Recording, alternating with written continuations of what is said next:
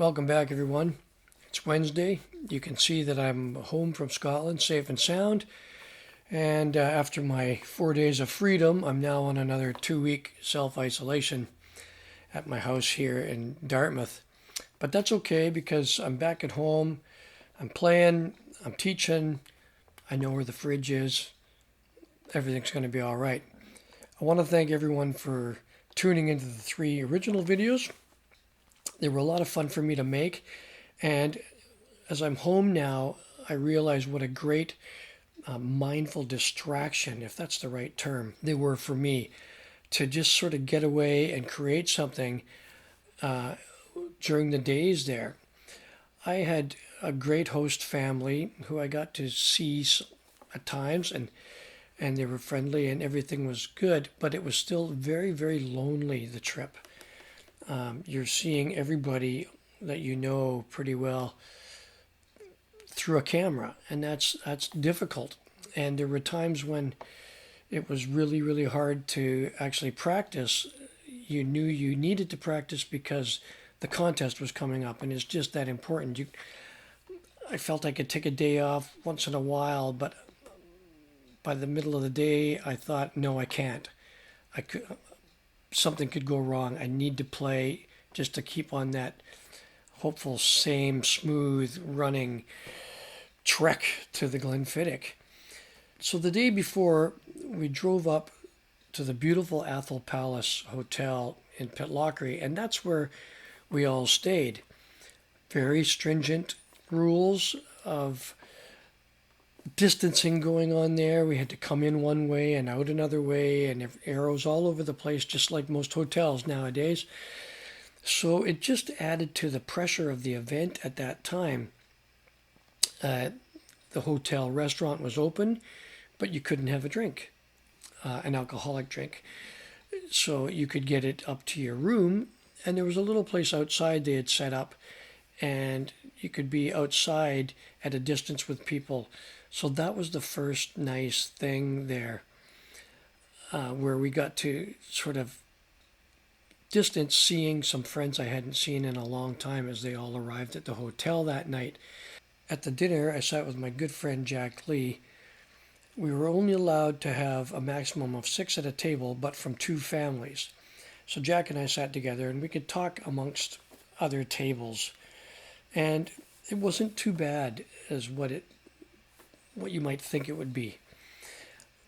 We weren't allowed to play in the hotel that day, so I managed to get a good tune in at the house before we left. And where I was staying in Crieff was really only 45 minutes away from the actual Athol Palace Hotel. As we arrived the next day, it was nice for a while. I was greeted by Jack Taylor, one of the judges, who presented me with the Aboyne trophy, which I'd won in August online. And so that was just all of these things. Well, it's nice to have a prize presented to you, of course, and a bit of history at the Aboyne Games. I've never actually been to them for real, and still I played online this year, but it was nice to get my picture taken with a nice historical trophy. And that's right in front of the actual hall. Had a little visitor there, and I took that picture of that peacock because some of you may or may not remember a few years back, not only did it completely spook one of my good friends playing, it served as a great warning for me to be ready for anything that could happen that day. And I was the benefactor of that by going to the window when I was getting ready to play in the hall and see the peacock, and he hopped on up there during my performance, but it didn't frighten me as it did the other competitor because I was prepared for the shock. We all arrive in the back room. Again, we're masked up and distanced for our picture, and at that point we're given the draw. And this year it was quite different, a bit of an advantage for me in the end, but they had made the draw a few days before, and for the first time that I can remember, you drew the same number in both events. Now, usually we pick out of a hat and we sort of pull our own fate, and they'll call you and you say, okay, I drew 4, I drew 1, and then they go through the MSR and you draw it. But this year, because of the COVID precautionary work in the back room, there was 5 tuning rooms there, and so whoever drew first, second, third, fourth, fifth were in there playing. And when the first person was done, they were asked, as we all were, to immediately remove your pipes and jackets and your personal belongings out of the room so they could go in and clean, and piper number 6 would use that room. So it seemed like, oh, this might be tough, but it actually worked very, very well. There was a large room in the front of the castle that we were all able to gather in and still be well distanced from each other and carry on conversation in between. The hall is very big, so there were a few seats at the back. Again, I went in to hear the first 5 people, and nobody was within 15 or 20 feet of me, at least, to hear the playing. So you could see the hall quite empty here. And we would play. Lunch was set up. Again, we were asked to go when it wasn't busy. And it was never that busy because there was only a few of us there. They brought us a meal. We had a choice, but they brought us the meal instead of the buffet as usual. And then we went on to play the second event and then let the judges go back and decide that result, at which point we were all called back into the hall to receive our prizes. But without people being in the hall, it was really just a different, eerie thing.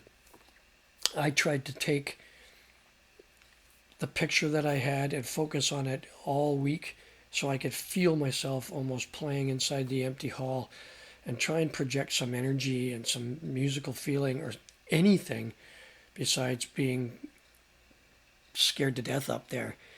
And I must say I thoroughly enjoyed playing. I thought it would be very stale, very dry, very nervy. We saw the judges. We saw a couple of people there. But I think most of the players that I talked to just kind of got into their own game and proceeded to play up there. You're seeing the stage as you march, and there's some intimidating figures up on that stage. 2 of the great fiddlers, Neil Gow and Scott Skinner, are up on that stage. They're kind of looking down at you. But it's a beautiful sound up there to play, so you enjoy it. So overall, the experience was absolutely unforgettable. It was weird, tuning up. The stewards were fantastic here. They would come in and let you know when it was getting close to your time. They would come in and let you know when there was maybe only a minute or 2 left, so you knew to, wipe down your face with a towel and get your hat on and be ready to go down the hall so we could kind of run it as smooth as possible. And then you just got in and did your thing. People have asked, you're taking a month out of your life to do this. And on the one hand, yes, I am. But if we got a little more factual, I'm taking sort of 2 weeks and 3 days out of my life because I had to be there 2 weeks before and then play the event and fly home. Right now, this 2 weeks, I wouldn't count it so much. I mean, I miss that I can't go out to any stores or anything, but I'm also busy at home back working on new projects. And so it's really just inconvenient that I can't go out or into the shops right now. It's not sort of a punishment like it was in Scotland where you really wanted to get out and things. I can wander around my own yard here, etc. And on my deck. I mowed the leaves on the front lawn yesterday before it snowed. So it's not so much of a punishment, and I'm back home and I can talk with Beverly, and so I feel that I'm in a normal situation, the same as not going out for a couple days in a row at any given time. It's just that I'm not allowed now until the time has passed and I'm retested again. But thank you all for being interested and asking what it was like. Email me at brucegandy gmail.com. If you have any more questions, I'm happy to answer them if I haven't covered them here. And if you like what I'm doing still, please go on and subscribe to my page. I plan on putting some learning videos up soon and working on a few things like that. And thank you to all of you who took the time out of your day to watch the Glenfiddich piping contest. It is the contest. I am so grateful that I was given the opportunity to play there. I'm very grateful to have all the support that I did. And it truly is the pinnacle of playing. If you feel like you're going sort of okay that day and you step on the stage and your bagpipe sounds all right, it's a true joy. And I also love to hear the rest of it just as much as playing. So thank you all for signing on to that. I hope you all sign on to the streaming next year.